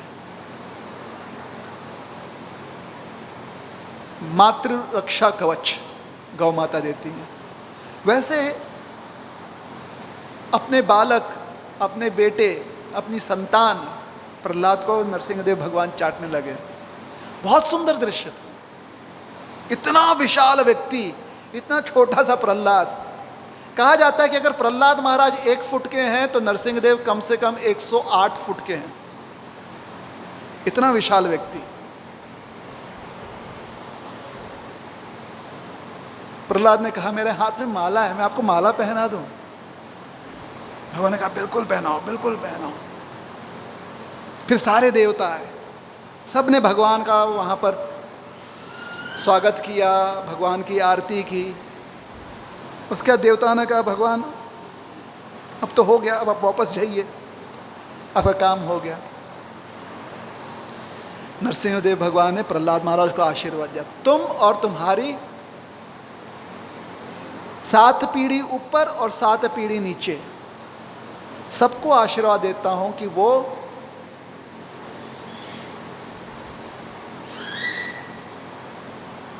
उन्हें मुक्ति दान प्राप्त होगी।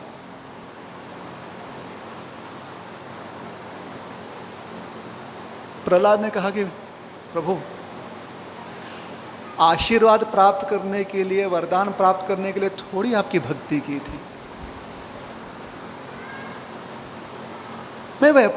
ये व्यापार नहीं है आपके और मेरे बीच कि आपने कुछ लेना है, मैंने आपको कुछ देना है, मैंने आपसे कुछ खरीदना है, आपने मुझे बेचना है। ये व्यापार नहीं है।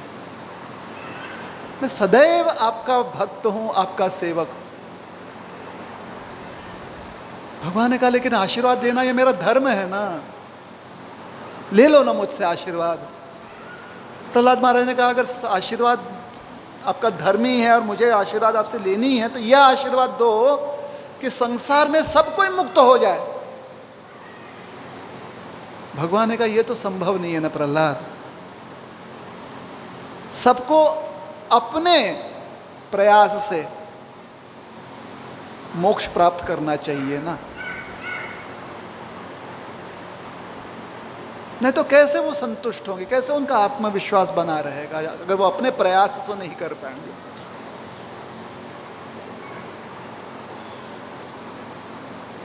लेकिन ये वरदान देता हूं कि जो भी तुम्हारे और मेरे संबंध का प्रसंग ध्यान करेगा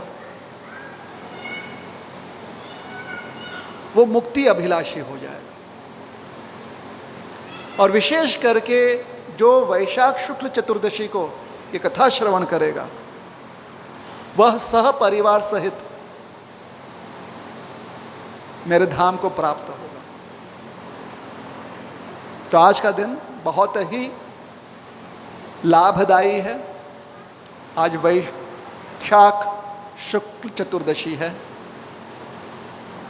और आज हम नरसिंहदेव भगवान से यही प्रार्थना करते हैं